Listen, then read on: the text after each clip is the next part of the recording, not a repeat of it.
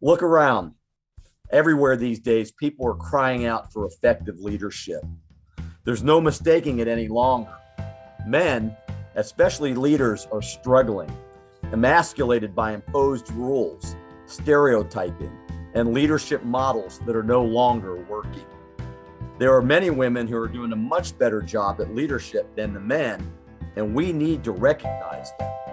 We need their help too. Welcome to Well, the Women's Expressions on Leadership, Learning, and Liberty podcast show, and I'm its host, John Krotek. This is the show where women can help us men to be better men, more effective leaders. Our guest for this episode, really the third episode of the W.E.L.L show, the Women on Masculinity podcast show, is a friend of mine from Western Australia. Her name is Mandy Gibbons, and we welcome her to the show. And Mandy's interesting and in a good way. She's had a brain injury like me, and she's overcome that. But she is the resilience coach for men, and she's got a growing reputation in the land down under. But she's starting to get an international flair to what she does to help men, and we all know how much help we need, right?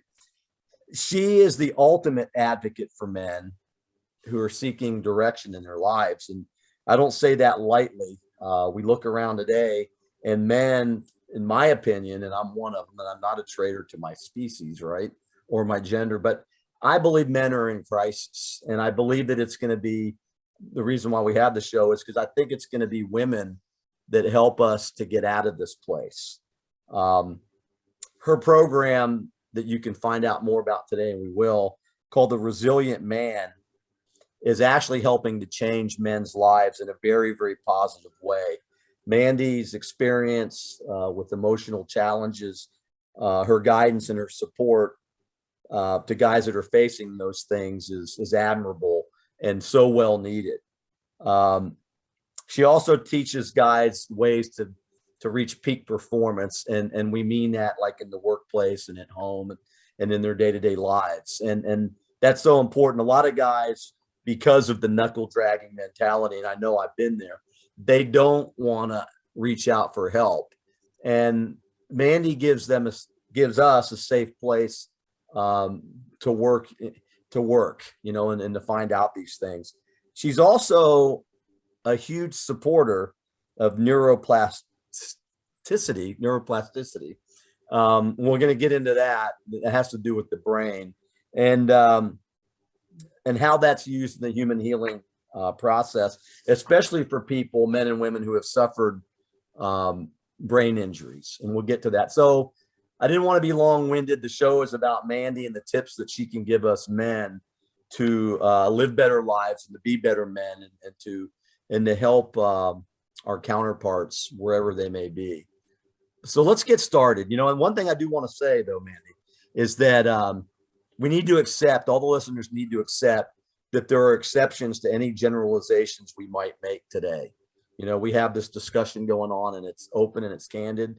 Mandy and I have canned no questions. We've talked a little bit, but she's natural, and it's a natural show. So that'll just save time and repetition, so we don't always have to say that, if that makes sense. So, Mandy, thanks for being here. We appreciate you. Tell us a little bit. Let's just get right into it, because I want to know how your ideas about men were formed, and boys. Tell us about your childhood. What was that like? And what were you taught about boys coming along? Well, this is very interesting, actually, because I was brought up in a very staunch Christian background, right? So I had a lot of compassion for people, but I was always taught to be very careful of boys because they had naughty thoughts about girls. So yeah, there's some truth to that. And so and because my parents were very strict, like when girls were sort of out kind of exploring dating and doing all the things maybe that kind of made them feel a bit sexy and stuff like that, I wasn't allowed to do any of that, right? So I sort of like people used to sort of laugh at me a fair bit because they thought I was a little bit weird or super straight in regards to maybe being a little bit closed in from the outside world. Do you know what I mean? Like innocent, like just innocence. Yes, Personified, yeah. that's it. And so it took me. So when I finally, it was probably I was about 16, and I got my first full-time job, and I started getting asked out on dates, right? And I was like, sure. Like, my parents were horrified, by the way. And you know, and they were non-Christian boys too. And yeah, and so they were you know, quite scared for me because I had no idea about anything, like nothing. I'd been so like wrapped in cotton wool by this Christian upbringing, right? Sure. So yeah, so once I got out there, I was like, yeehaw, let's go. You know, finally got some freedom. But one thing I did, I think probably because of the Christian background was very compassionate, right, too. But I also, as much as I was out exploring and having fun, I also had a lot of compassion for the guys that I would hang around with. So I didn't have brothers, right? So it was just myself and my sister. And I always wanted a brother. Like all my friends that had brothers, I just wanted to hang around with them. You know what I mean? I just, and probably because I was a bit tomboyish as well. So I wasn't really interested in a lot of the girly kind of stuff. And so, you know, like I had a lot of, as I went into sort of later into my teenage years, and pretty much since then, my whole life, the majority of my friends have been men, and I've always connected with them really well. And when I was younger, as I said, in my teenage years, it was interesting. Yeah, probably late teens. And I remember copping a lot of flack from women, probably more than men, that I was hanging around with a lot of guys, you know, but I was super comfortable with that. Like we would have these really amazing conversations, like the girls' conversations. And, you know, I'm not saying that this is all women talk about, but back then when you're in teenage, you know, later teenage years, it was all sort of clothes and hair and gossip and stuff. I wasn't interested in that. I wanted to have fun. I enjoyed the different types of conversations that I was having with them, but it was interesting because I would have more personal conversations with the guys compared to what they would have with each other. So, you know, with each other, it was like, how many times so-and-so's been laid, blah, blah, blah, blah, blah, you know, the fun kind of party stuff. And then there'd be like sports conversations and all these other very kind of generalized conversations. But then when there was less of the guys around, like might just be one or two of them, they used to tell me all their personal stuff, right? What was really going on for them. And so I really, truly connected to them like they were my brothers.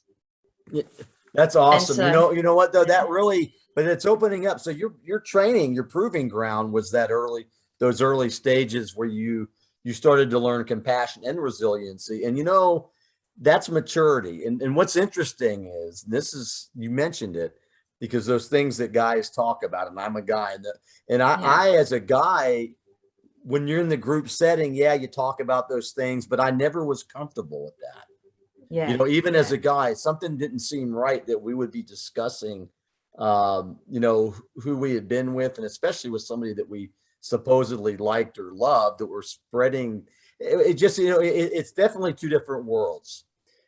And what's amazing with you, and you learned it, is that guys do want to talk about those things, but it's the social confinement, the constructs, these things that we built that don't allow men to exercise that emotional freedom. I love that you were able to learn that early on. That's why you do what you do. And so what I'm thinking is you learned that guys were more emotional than they were letting on to be. And there's your compassion. You probably felt sorry for us, didn't you? I did, but I resonated with it. I think probably because a lot of the time they would tell me how alone they felt and a lot of stuff. And I actually felt quite alone as a misfit when it came to females. So I didn't really feel like I fitted in with females myself, but I felt like I fitted in with guys. And so, and it didn't, and I never, the stuff that they were saying, like for females, they would get really pissed off when the guys would have these conversations, you know, like, you know, how big is mine, bigger than yours, blah, blah, blah, blah, type conversations. Yeah. And we see, I just thought that was funny because I knew where it was coming from. I didn't feel like it was like necessarily being nasty about women. I have seen those conversations, by the way, where it's been very like abusive type, horrible conversations about women. But for the general part, it was just more their own insecurities, right? Just trying to compete with each other and all of that. So I never really felt like they were being pigs or anything like that. I just thought it was funny. And then I had, you know, as I said, I had these other conversations with them. And so I guess because I felt like I belonged with them. And so it was just very easy for me. And it always kind of has been since then. You know, you mentioned something just a second ago about insecurities. And, you know, I've had this conversation with other guys and, you know, we talk about phobias, homophobic or whatever phobias we have. And insecurity is probably the root of that. And, you know, those things that, you know, we think that is funny and cutesy, and you just said, and you just thought it was funny because you knew where it was coming from. And that's pretty astute for somebody at that early stage, you know, to understand that these bravado type macho things are all about the insecurities. You know, I don't know, very intuitive. You know, we talked about intuition. So you learned that guys were basically, in general, of course, the generalization, were insecure. Is that what we're saying here? Yeah, and I just had compassion for that. I didn't pity them in any way. I had my own insecurities. And so about a lot of things, you know what I mean? And so I just related on a lot of different levels with that. It wasn't like I just But I like that though. I like that approach right off the bat. Is that just by having that belief going on, you can look at guys' emotional issues or outbursts, if you will, as being some type of reflection of an insecurity. And I just had this conversation with my wife maybe 2 hours ago, and we were talking about, I'm not going to name any names, but a good friend who is Mr. Bravado and has these phobias about certain things. And we were just talking about that. It's funny you bring that out. We were talking about it's an insecurity. You know, they're not secure in their own well-being or orientation, that they have to deflect. That's pretty, so is there any man that you would consider, you know, somebody who fits a definition of a virtuous man? Is there anybody that you know that you grew up with your dad or anybody? Yeah, my dad. That? Well, there you go. So tell us about that. You know, how did you view that, your dad, and what was it? Well, I rebelled against my dad a lot, by the way, because he was so strict, right?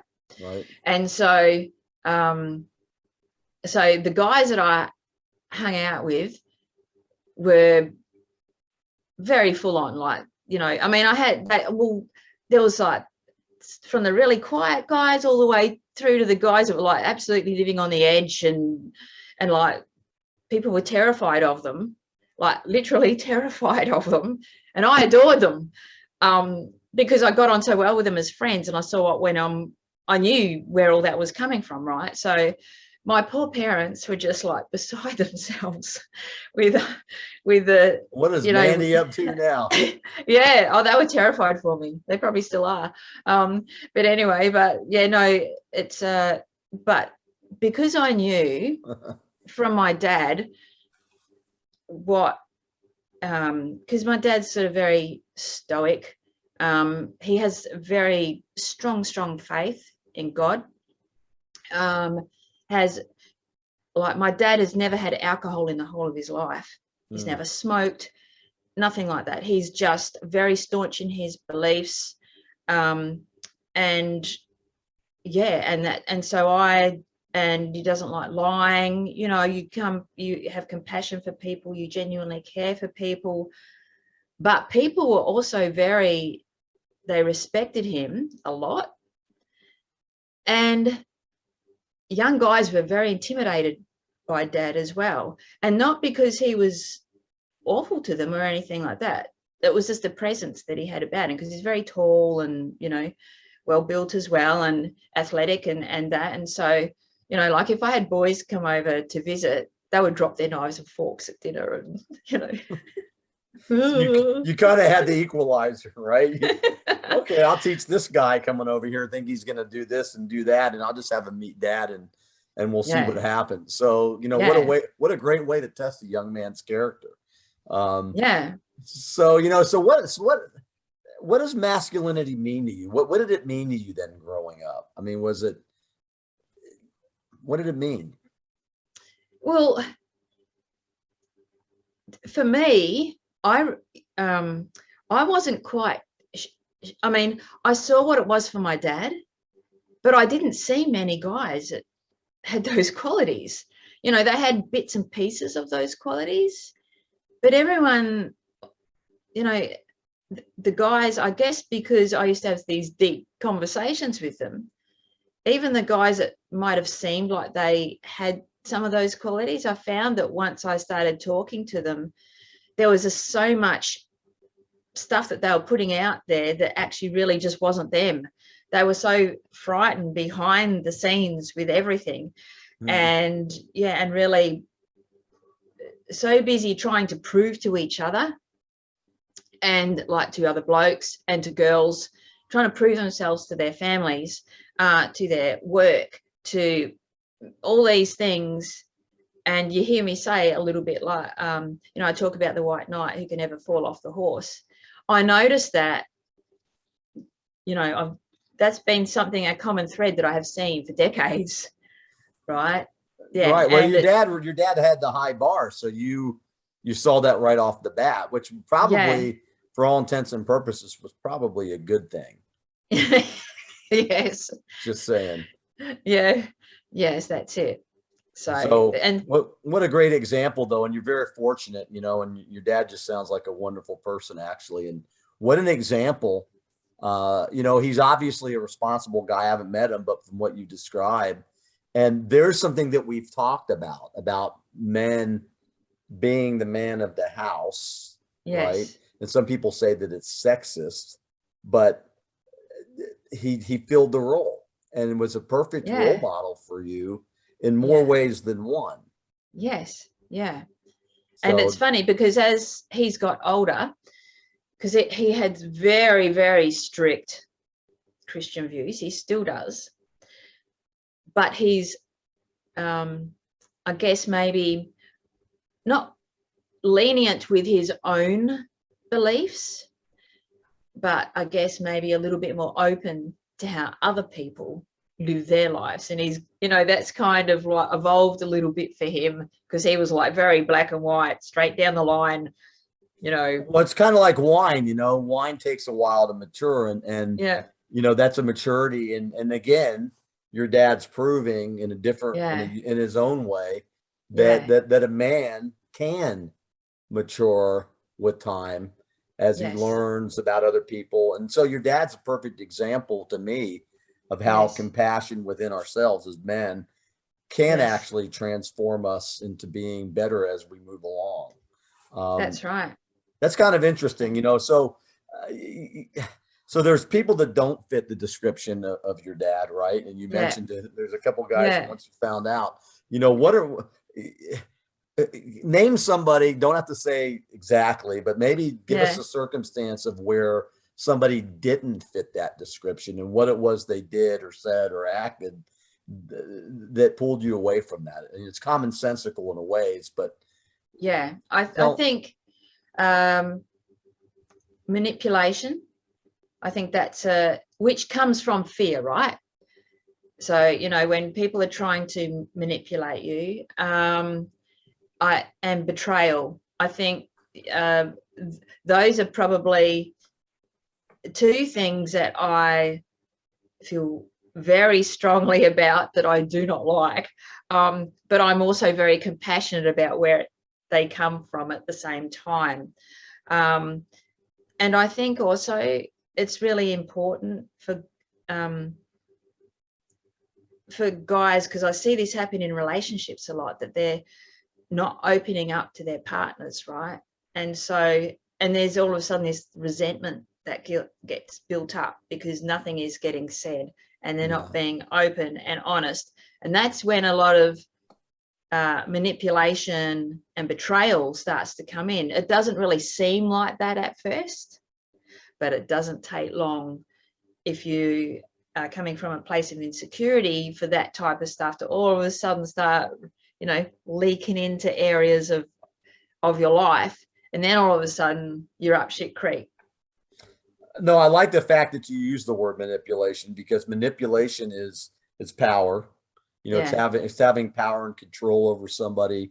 It's domination, and so many and characteristics that a lot of men. We mentioned it at the outset, that a lot of men are exhibiting these days. You know, we just yeah, look around the planet right now, and you can see that men, they're in trouble. And you know, I would yeah. think that somebody in your line of business, helping men with overcoming emotional challenges and hurdles, you're probably going to be busy for the rest of your life, you know, which is a good Yeah, thing. So yeah, yeah, so your experiences. So Mandy grows up in a strict household. She yeah, has a great role model, the man who is fulfilling his role. yes, You know, the stereotypical fills the role. yes, Mandy learns compassion, resiliency. She's seeing the manipulation and the control. Those things are starting to solidify in her head where she needs to go in her life, right? So, yes. did you know early on that you wanted to help men? Did you know that that was going to be your path in life? um I always knew that I wanted to help people, for a while there, and it was because I copped so much flack from women about being surrounded by so many men. I actually, I would help my clients, like, because I moved into PT, you know, like in my 20s, doing personal fitness training, and so I'd have male clients and female clients, and I sort of would spend a lot of time with guys. Even when I shared houses, it was with blokes. You know, I just loved it, and so um, I, outside of work, I sort of spent a lot of time with men, and it was because I copped so much flack from women, just Mhm. saying, you know, I was a slattern, you know, and all kinds of stuff, and that I was gutted by that, because I was so genuine in my friendships and my connections with men, and just loved helping them, you know what I mean? So and so it wasn't until, I guess, I really just thought, screw you all, I'm just going to do what I want to do. Sure. That's when it, you know, like, things started changing, and then I just started, like, really just, yeah, like, really enjoying spending a lot more time with men, and doing it work wise. But I've always, no matter what I've done in my career, whether it was PT or, you know, mindset coaching, and then moved into resilience coaching, I've always had really strong connections with my male clients, like really, really strong, and have always helped them. And so it was just to move into sort of, I mean, I still will help coach women now, if on a case-to-case basis, but I, you know, I Sure. specialize in men. And so I really, like, it's just, it feels like I'm at home when I'm coaching men. You know what I mean? It just feels good. And so that's why I really, that's why I choose that. Well, you Yeah. know, let me ask you this. What is that, Mandy? What's the greatest challenge in your experience working with men? What's the greatest challenge working with them? for them to feel safe opening up. And so it's a trust issue. And do you think men mistrust people or don't trust women? I think it depends on the person. Yeah. I think that men are programmed a lot to mistrust women. Yeah. Yeah. So that's interesting. So what do you think holds men back from being effective leaders then? Just not being open? I mean, I don't know.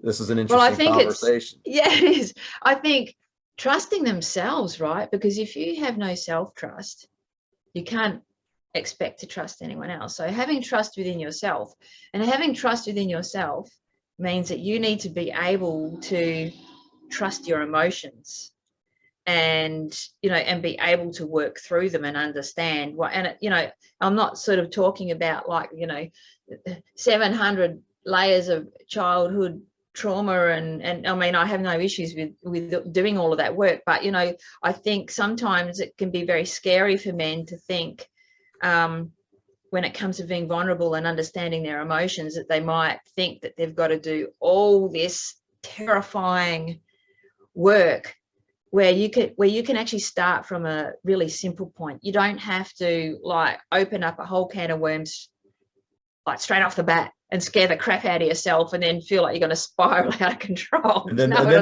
they don't come back. Oh my gosh, I told her too much. Yeah. So well, I've never had that. I've never had anyone like weird that they've, feel weird and say that they've told me too much. So what's the easiest type of guy to deal with then? Guys that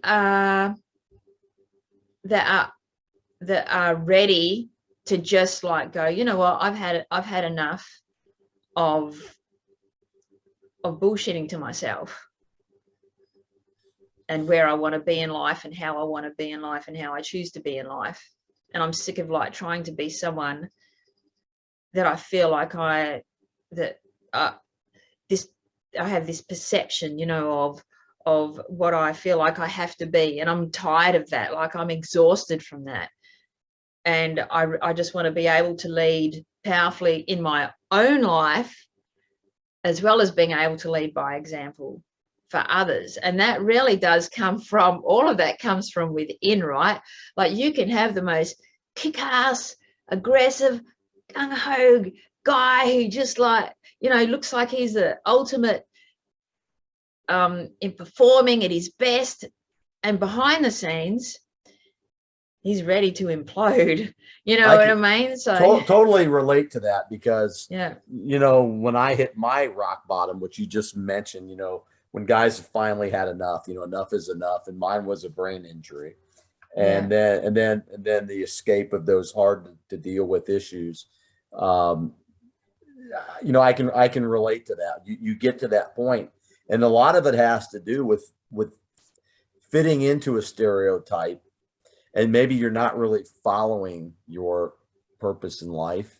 Yeah. You've been doing things your whole life that you think you need to be doing. And I had a guy tell me the other day, he goes, John, he goes, nothing pains me more than to see a person, especially a guy, doing things in social media that he thinks he needs to do.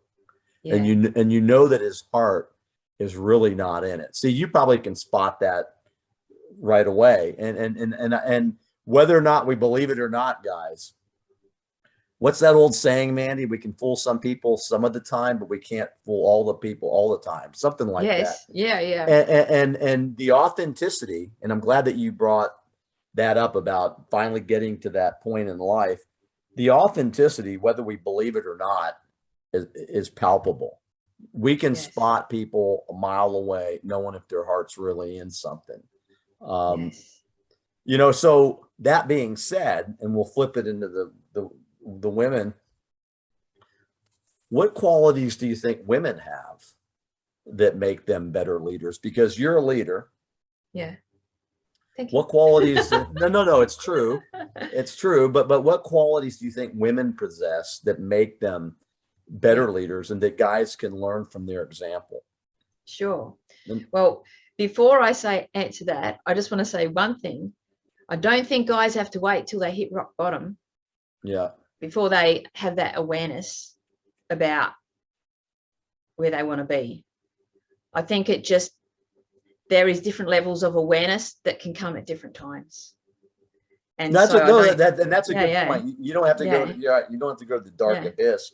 And I think what tweaked me the most, I think that if I hadn't had the accident, with the brain injury, I think I probably still would have been going. But that my rock bottom moment came several years after the head injury. But you're right, Mandy, you're totally right. You don't have to go to the edge. So that's it. Yeah. Thanks for pointing that out. So tell me what makes women better leaders. I can't speak for all women or even say that women are necessarily better leaders. I think we all have our own unique qualities. I think intuition, women have really great intuition. Guys have intuition too, but women have very strong intuition. I think compassion and nurturing are things that guys can be a little bit like, well, that doesn't seem very nurturing.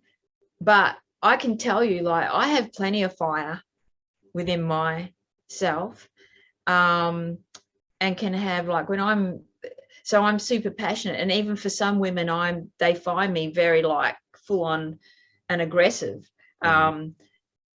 But I have a very strong nurturing side about me. So I can tap into my masculine energy of being able to push myself a little bit, but I also get a lot of energy from the feminine side, I suppose, as well. So nurturing, compassion, intuition, understanding. And that really fires me up because, I feel really blessed that I have those qualities. But I think you also, and resilience, obviously, which I've learned from a lot of lived experience, life lessons, as well as studying it as well. Sure.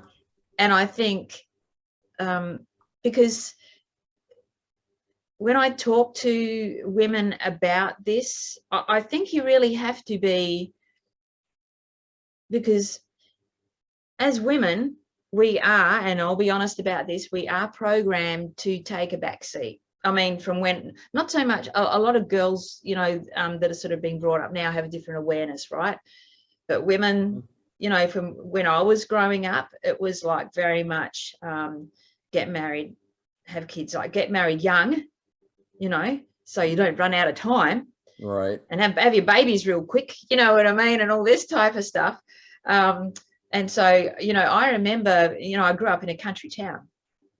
So all my friends were like engaged by the time they were 18. I was like, hell no, like, there's no way I'm doing that. Like, I had a whole world to explore, like, and so, by the time they were in their early 20s, they had all had their, they were having kids. They were like on 1 or 2 children.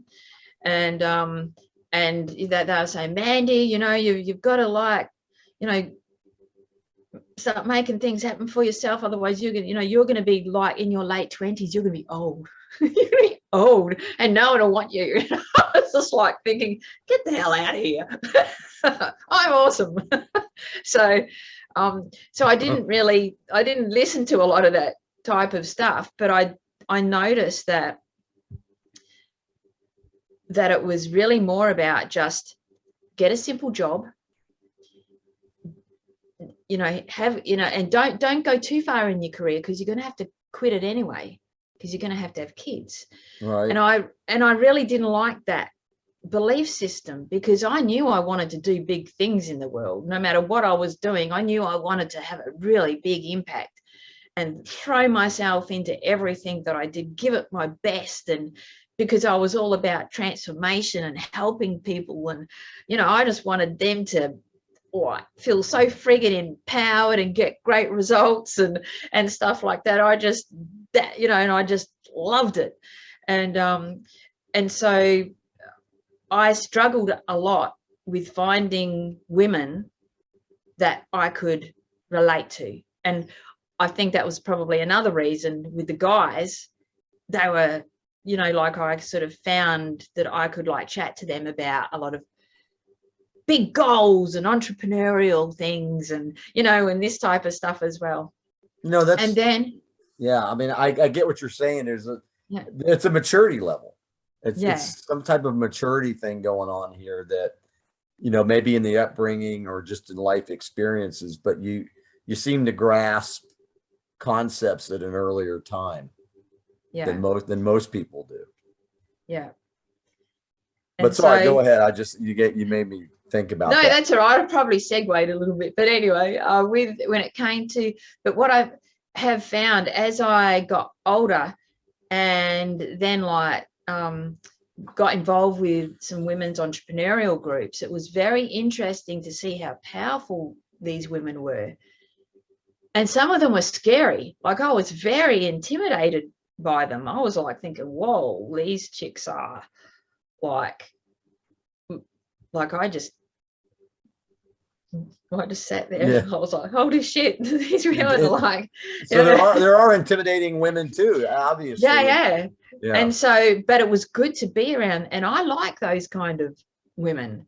I mean, but I'm also very careful, because I think that no matter whether you're male or female, you can also get to a point where you become so aggressive, but it comes from a place of defensiveness as well.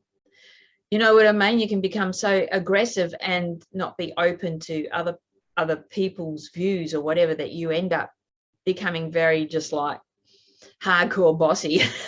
And no, and you just described the flip side on the other side of insecurity as well. Yeah. You know, and I think what I'm starting to get here, and I want to get into the brain injury and how that affected you and what neuroplasticity is. But I think what we're getting to, you know, this battle of the sexes, but I think we're really, and you've mentioned it, is awareness. Yeah. Is awareness, and being able to, and you said this too, being able to trust ourselves. Yes. I think society has a way. Gosh, look around today, man. You know, we've talked about it. Society has a way with peer pressure and standards to make us or force us or require us to constantly question the things that we do, or maybe the behaviors that we have. Yeah. I know that's what I'm getting out of this conversation with you. And I'm drawing this out because you've given me a lot of good stuff here. Is that that's good? No, it's maybe this is like a session right here, but maybe it's good. And what I'm getting out of this, it's 3 tips that I'm getting from Mandy right now. Trust yourself. Yeah. Give yourself some credit. Yeah. Use your intuition, you know, and basically do what you think you need to do to have a fulfilled life. That's what I've gotten out of this conversation. Yeah. If there were 3 tips that I could get, and I know it's deeper than that. You know, I'm being general here, but. Well, I think self-awareness has a lot to do with it. And whether you're male or female, you know, being self-aware and being able to really trust yourself, because, you know, I mean, for someone like myself, like I'm a strong woman, but I still, you know, I love being with a man who can really stand his ground, right? You know, and who will open doors for me and who will do lovely things for me like that. And, you know, I will, you know, I will absolutely have, you know, like my partner's back, I will have his back down to the ground. Like I will be beside him and behind him, as well as, you know, and then as well as if there's, you know, I have to lead, I will lead too, if there's parts where, because I think that's a kind of a bit of a joint decision about where your roles are in the relationship too, right? But I think I really love, you know, I enjoy in a relationship with a guy being able to help empower him to be the best version of himself that he can be, not push, because I'm not him. No, you know, I'm not going to force him to be something that he's not. I want him to be able to explore the amazing qualities that he has about himself and really own them for himself, and just get behind him the whole way. and let him know that he doesn't have to be afraid of when he's struggling. I've got his back, you know. It's not that I will like take over. It's more like, it's cool, it's safe. It's safe for you to chat to me about things. It's safe for like whatever it is that's going on. I've got your back. It's cool. We can work it out together. It's okay. I don't expect him to never feel like he can't be vulnerable or anything like that, because we need to be able to support each other, right? Males and females need to be able to support each other and not have this thing of like, you know, like it will be to one extreme where women will say, I don't need any man, rah, rah, rah, you know, and all this type of stuff. And then guys will go, well, you know, I don't need a chick because, rah, you know, it goes to these far extremes where we are able to really beautifully be able to support each other if we just like drop our guard down and stop all the judgment shit and the preconceived ideas of whatever everyone should be, and be able to just own ourselves more. Because when you can own yourself more, it just brings so much more. Well, one, it takes the pressure off the other person in the relationship or friendship or whatever, right? Because you're just taking responsibility for who you are. And if they're able to do that too, then you can be way more honest with each other, right? Because you're not like trying to, you know, I don't want to say that because I don't want to seem needy. I don't want to say that because I don't want her to think I'm feeling weak. Blah, blah, blah, blah, blah, blah, you know? No, and you said something too that is very important. You mentioned etiquette, like opening doors and doing nice, cutesy things that a man, you know, I guess we used to call that chivalry, but it's really, it's manners and it's respect. Yeah. And it's etiquette. And the word there that I got from what you said was appreciation. Yes. You know, appreciating the details of a relationship between a man and a woman, and how that goes to great length to help support the man. You know, it's kind of interesting because every single human being, I don't care if you're a guy or girl, guy or gal, I got to be careful, right? A boy or a not with me. No, not with me. but but you know what? We all want to be accepted. Yeah. And we all want to have some type of approval. Yeah. And when we can exhibit that to those who we care about and love, it has a tendency to create a stronger bond. So yes. I think that when we're secure in our relationships, not only with ourselves, if we're secure with who we are, it's going to make any relationship with anybody of any sex a lot more authentic, but a lot more honest. And then when it's honest, you can trust people. You know, I mean, there's a lot to it. You know, we're probably going over it a little bit fast, but tell me a little bit about, shift gears here for a second.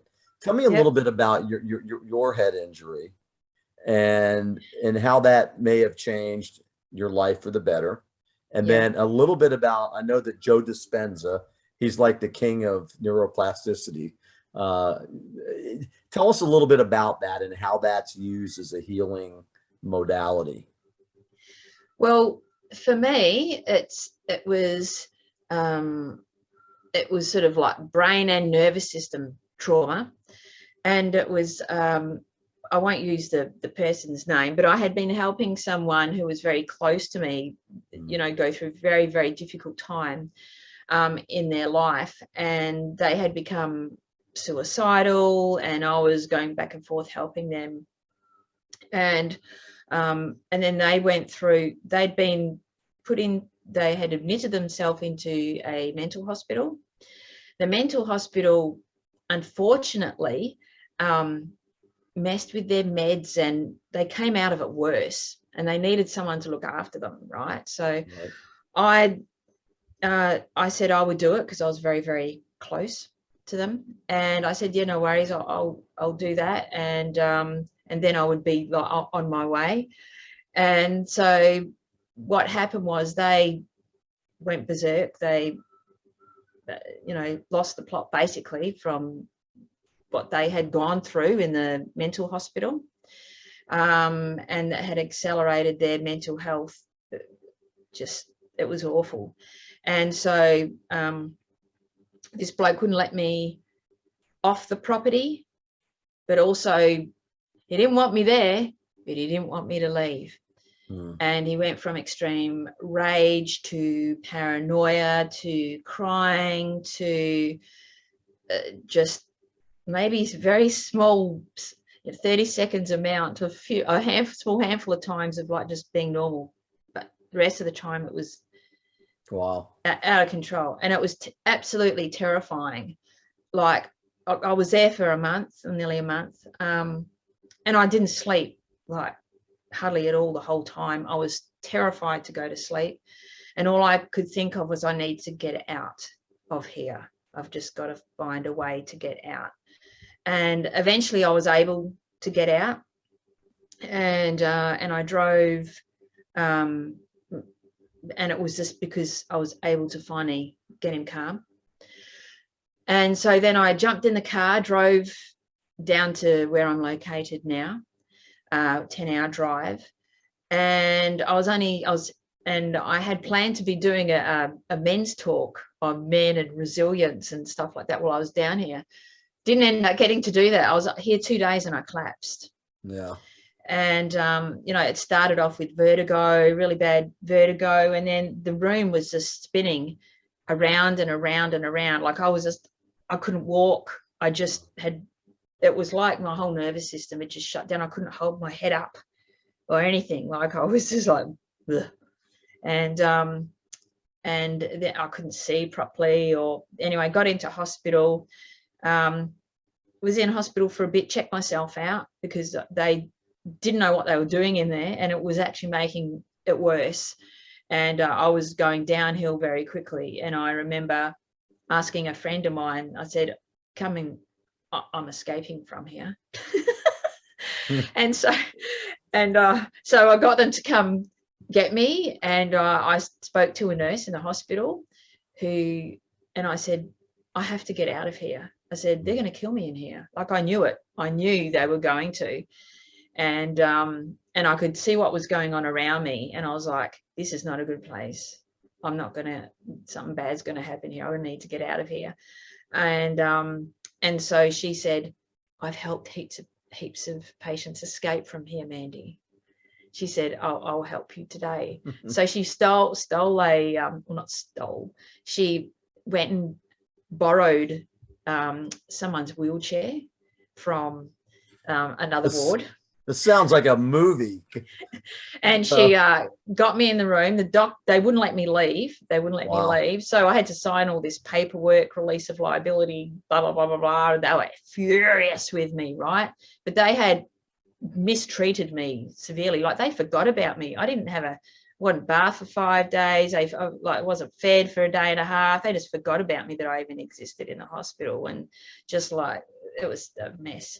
And so I just couldn't wait to get out. So she helped me get a wheelchair, and just whizzed me straight out. My friend rocked up with my Land Cruiser and just threw me in the back and off. Wow. We're off.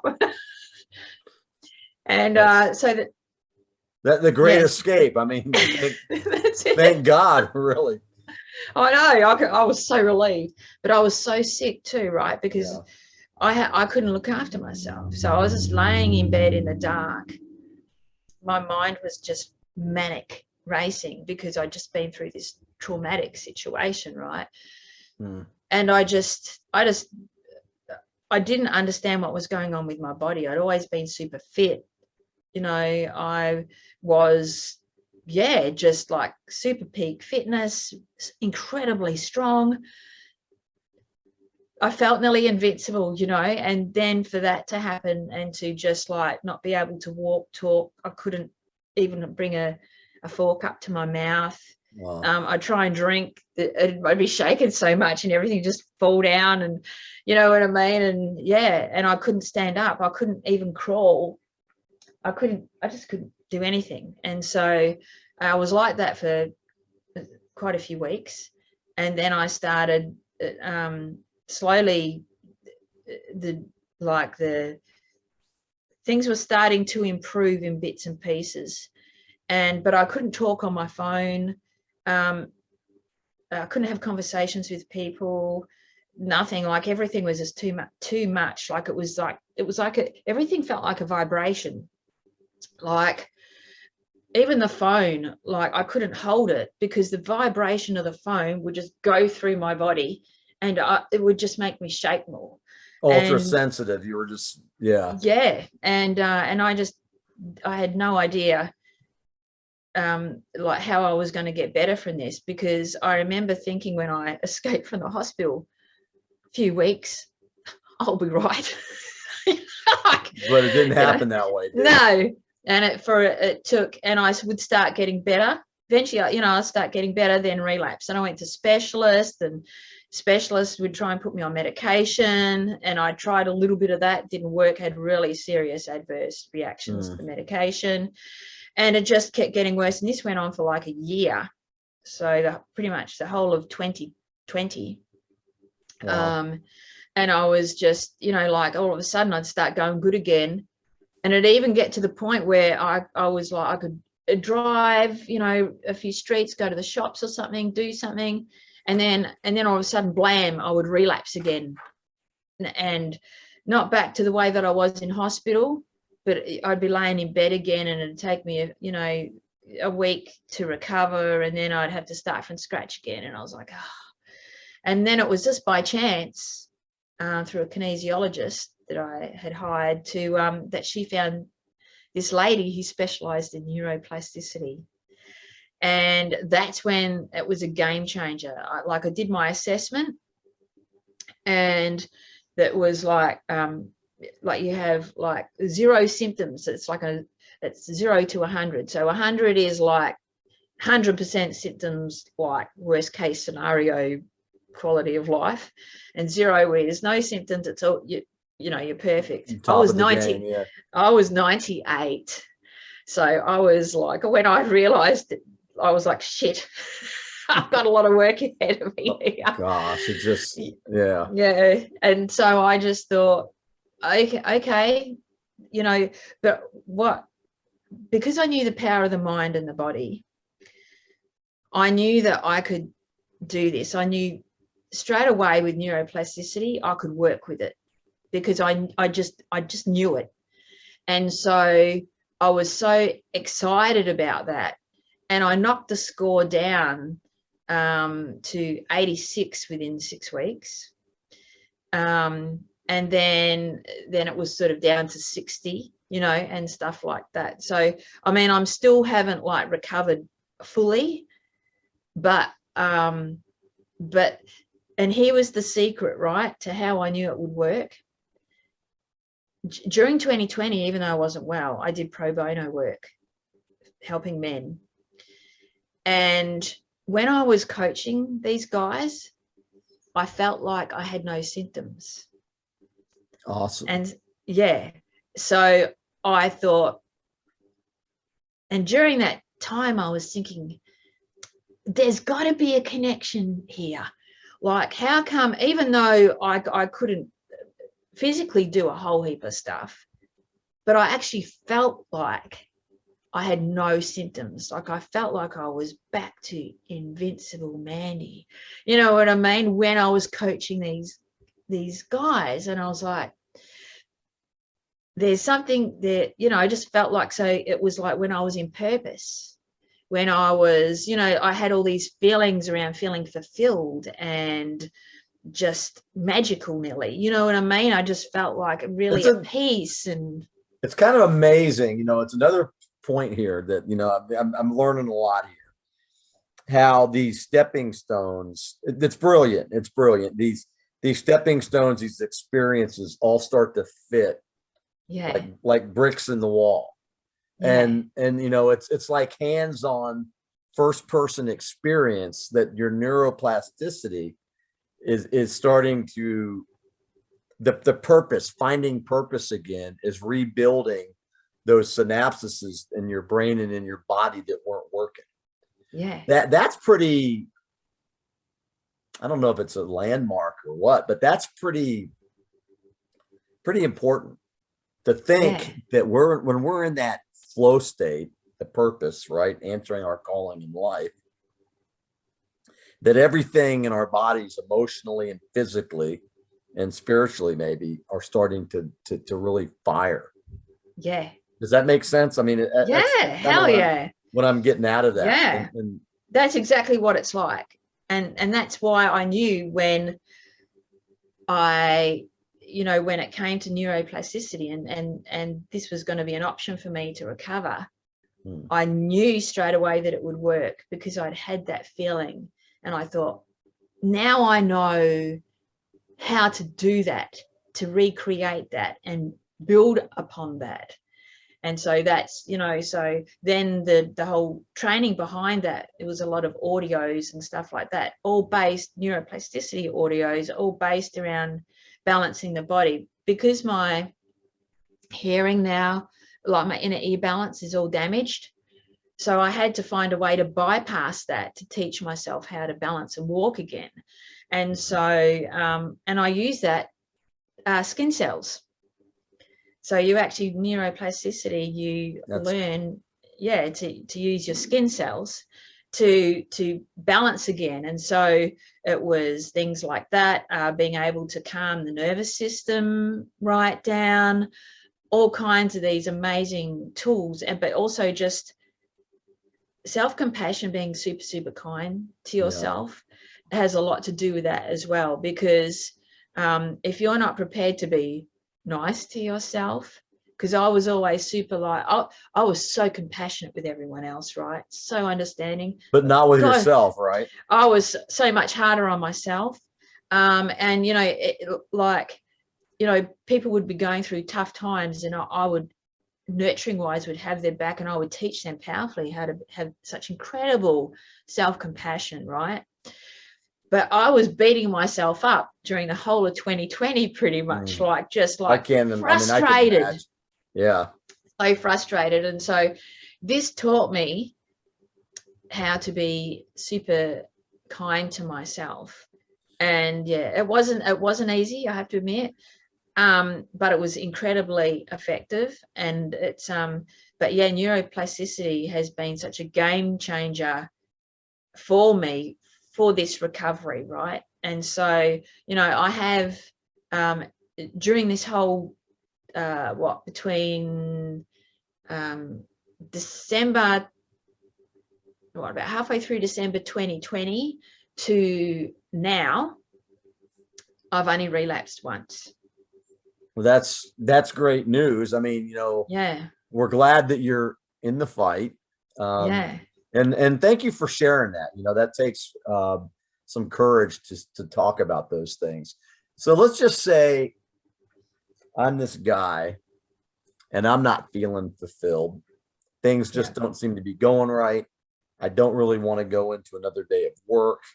My wife, my significant other, is pissed at me all the time, and I need help. So I go to online and I'm living in Western Australia, right? And I find Mandy Gibbons, and it's like, what's this resilient man? And I give her a call, or I email you, what can I expect as a client? Yeah. And what am I going to get out of that? You don't have to give away all the secrets. It's okay. I'm cool. But what am I going to get out of working with Mandy Gibbons if I need help? I'm a guy. I can't handle, my life is not how I want it. Yeah. So, well, first off, I want to know, straight away, I want to know where they're at now. I will need them to be extremely honest about that. And then we work out where they want to be. Because I think the biggest thing that you can do for yourself is to start redesigning your life. And I don't mean like, over the top crazy, but I mean talking about from within here, right? Mm-hmm. How do you really, really want to start living your life? Like, how do you want to serve in regards to the rest of your life? If you're into leadership, or even if you're not so much into leadership, how do you want the rest of your life to look, and how do you want to be in that? How do you want to be operating from that? And who do you choose to be? Because, you know, you can change a few things. You can get, you know, like have conversations or whatever, you know, feel peaceful for half an hour or whatever. But at the end of the day, if you're not happy within here and you're not living the life that you really would like to, and you're living up to other people's expectations, it's not going to get better. Let's face it. You're just going to keep hitting walls all the time. So straight off the bat, it's like I get them to be really, really honest. And, you know, we'll divide up their life into sections. Sometimes, you know, sometimes it can be like, you know, one section, it might just all be relationships, and there could be like, you know, half a dozen sections in there. For other, it might be a whole heap. It could be like wealth, health, you know, how they feel about themselves, or whatever. Like, it really just depends. But what I do is we make an emotional connection to it. And one thing that I have found with men is that when I'm talking to guys, like, they'll find it difficult to make an emotional connection with something. And this is actually a really powerful part of neuroplasticity, right? Is making that emotional connection to something, and resilience as well. But if you're just like, if you like, if there's something really important that a certain way that you want to be in life, like just say you want to be stronger or set more boundaries, or, you know, around something in particular, you might have your goals around that in particular. Well, how is that going to make you feel when you're operating like that? You know, and, you know, they might just say, awesome. Yeah, but let's go a bit deeper. How does that going to make you feel within yourself? Like, you're going to feel stronger within yourself. You know, how are you going to feel about yourself as a man? You know, we dig a little bit deeper into that, and it's not super hardcore. I'm pretty gentle about it, and I give it plenty of examples, so that then, you know, and I even have like a bit of a super simple graph. It's not like a great big emotional wheel. It's like, you know, positive emotions, not so positive emotions, you know, pick one. That, you know, I keep it as simple as I can, and then they go, yep, that one, yep, that's good, you know what I mean? Like that, they can relate to that. And then we start building around that. Okay, so now you know how you want to feel and where you want to, so we build, I guess it's like an inner resilience, right? We start, that's going to be your core, your values, all of that. Okay, so if you're going to start operating in your life around that, how are the, you know, the things that you want to achieve in your life, like your goals and what you want, how is that going to change that? How is it going to bring you closer to that? It gives them a base to operate from in life, and it helps them get from A to B faster. Because when you know where you're operating from in life, from your core, you've got like a inner resilience, or your values, or however you like to say it. I combine emotions into that, because you can have values, and values are diddly squat if you can't feel them in here, right? So if they can feel that, have that connection emotionally to that, then no matter what decision they want to make in life, they can go back to that and go, is it incongruent with this? Right. Does it match with this? And if it doesn't, it's a yes or a no. Because, you know, that's the thing, right? That's why we all get confused, because we're so busy worrying about what other people think about us, that we have to do this, and we have to be like this, and we have to be like this. Well, you've already made up your mind, right? This is where you're operating from in life. So, and it's coming from within you, and it's coming from your most powerful part of yourself, and your strongest belief in yourself. And so you don't have to prove yourself anymore to anyone else, because you believe in yourself. And then when totally awesome. You know, Mm. that's, you know, the simplicity part of it is very important. And you're right, people make things a lot more complex. Yeah. So basically what we're doing with the resilient man.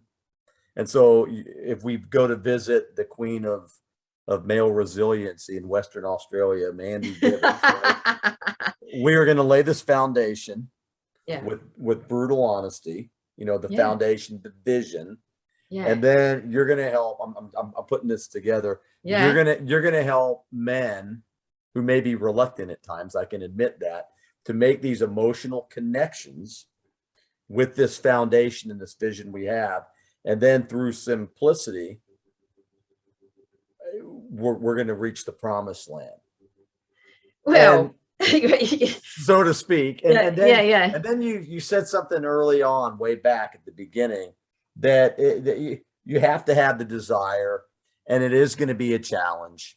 And don't fool yourself into thinking that changing a whole lifestyle or a mindset is going to magically happen. And you laid that out with the neuroplasticity. Well, that's create. The thing is that everyone wants fast results, right? And the cool thing is about when you know where you operate from, right? And you've built that inner resilience, like where you're coming from.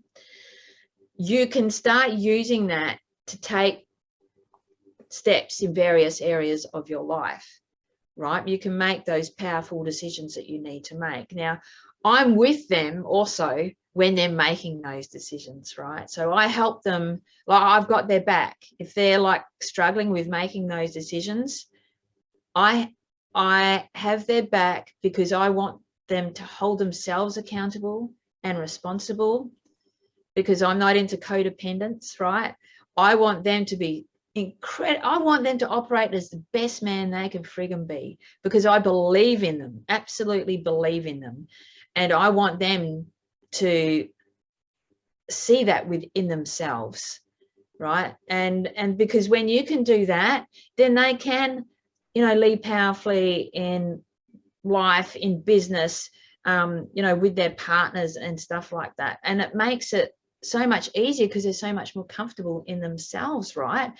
And what's really interesting is that there's this kind of perception when guys do this type of work that it might make them like appear weaker or more feminine.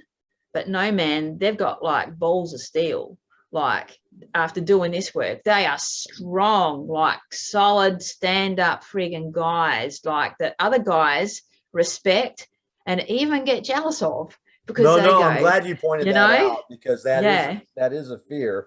And guys certainly don't want to look sissified or not masculine. I'm glad you pointed that out. So, there you have it. I know we're getting close to the end here, but is there really an end? I think that the way the world is now, it's so apparent right now that these old stereotypes and leadership models and the way males act, it's broken, and the reasons, I think you pointed them out, Mandy, is because men don't trust themselves, and they're really not maybe not following their real purpose in life.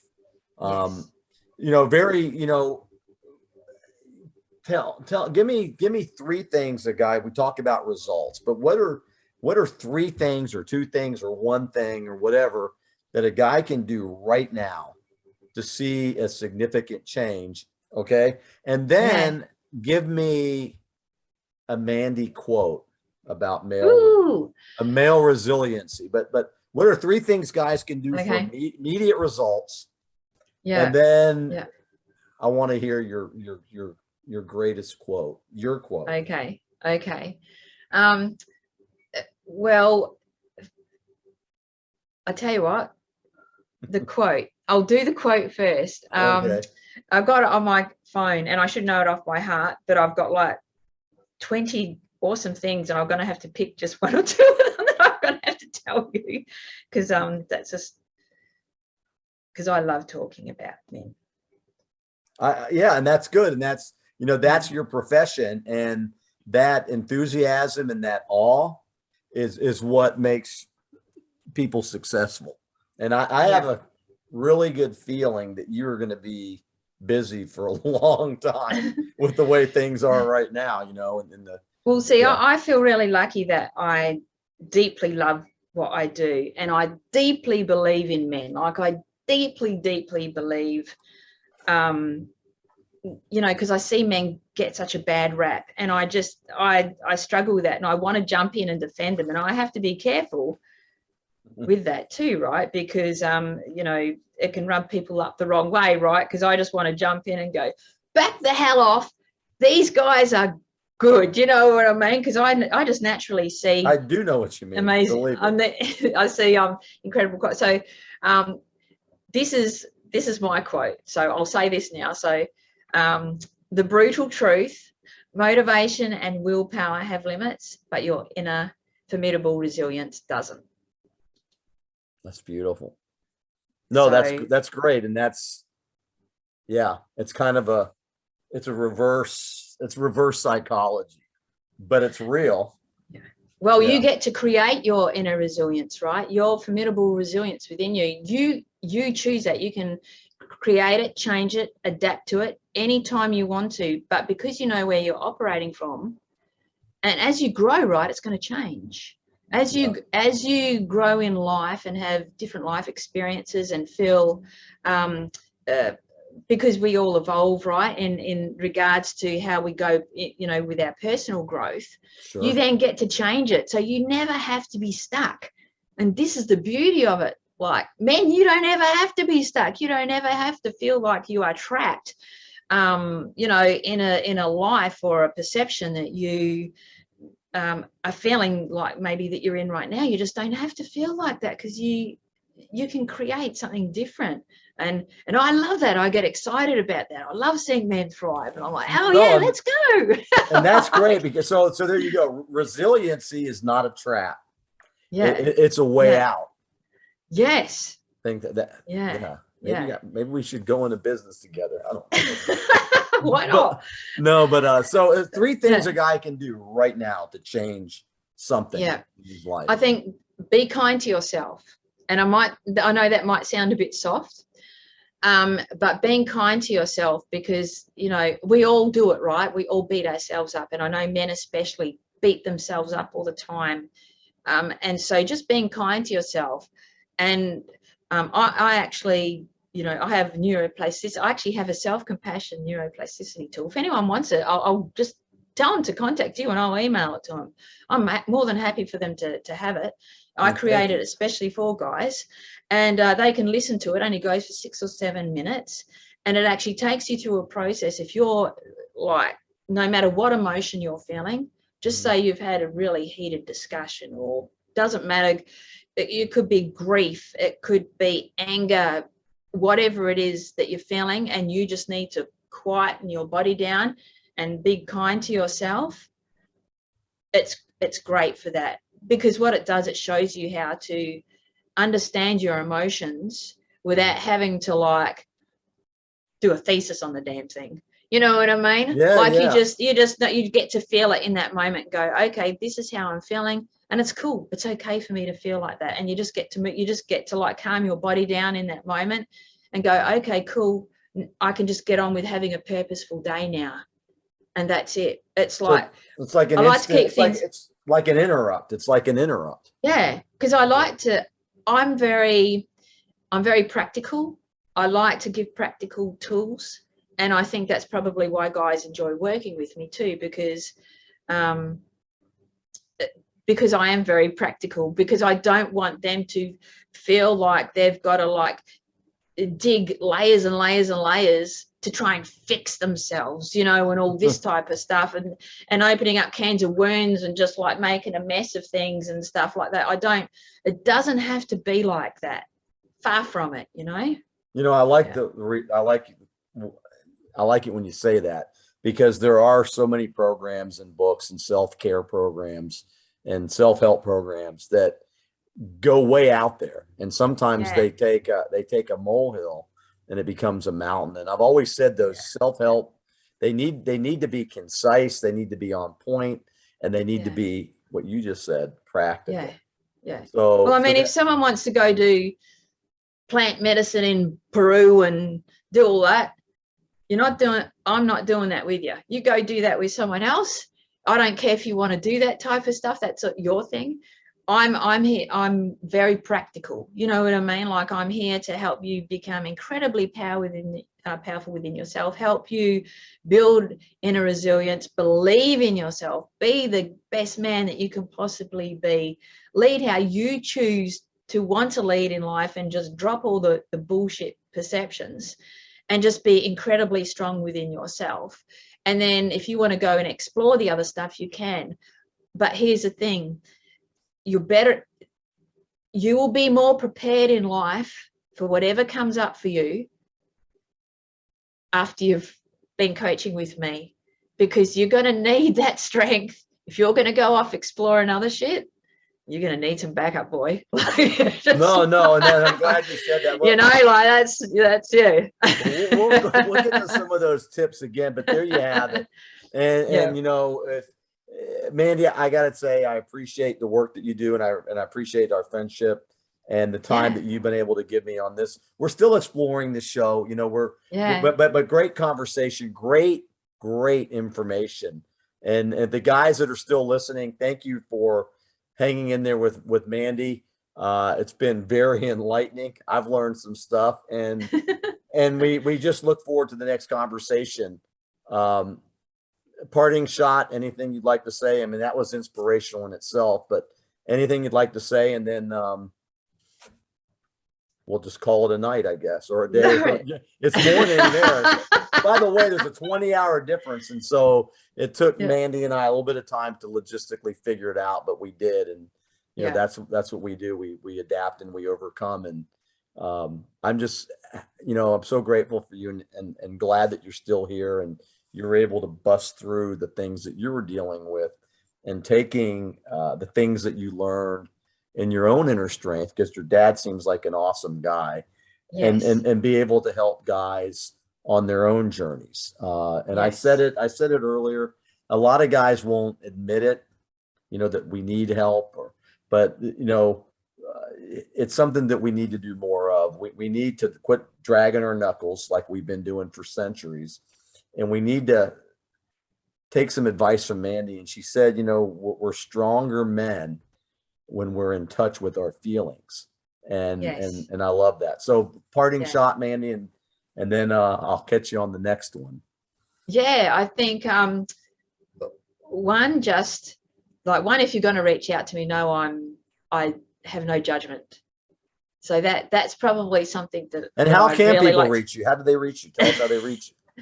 MandyGibbons.com, and also via LinkedIn, and I'll actually provide my links to you so that then they can click on them, because some of them have like underscores in them and full stops, and they're not super complicated, but they're all got Mandy Gibbons in, or Mandy Gibbons Coach, but depending on what was available on that social media platform.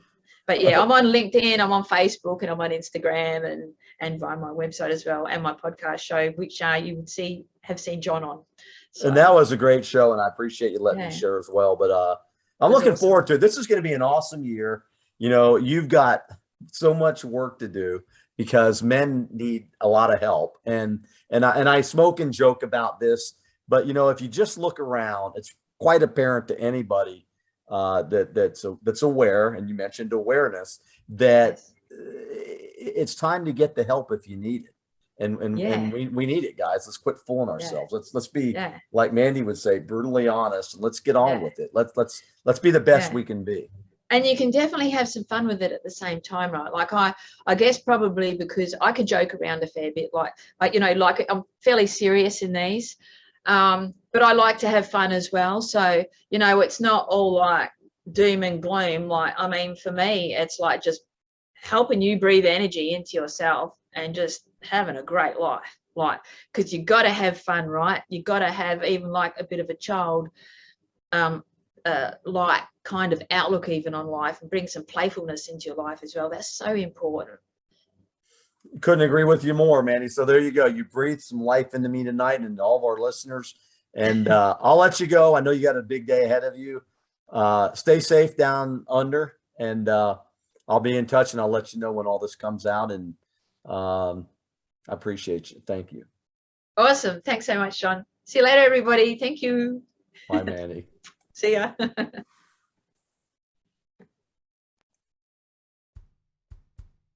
Thank you for listening to another episode of Well.